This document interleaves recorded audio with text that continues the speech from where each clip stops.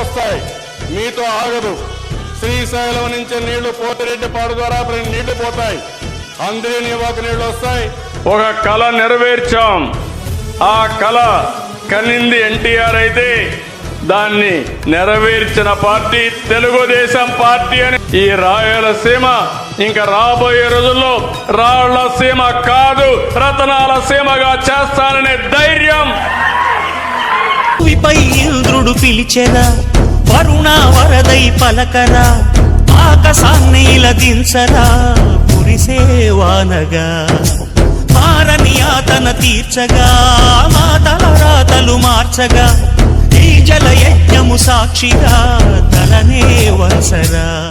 మహారాజు కాని సమిధల్లి మారి నిలువెల్లా వెలిగెరా, భోగాన్ని విడిచి త్యాగాన్ని వలచి తాపసిగా నిలిచెరా. జనక్షేమమే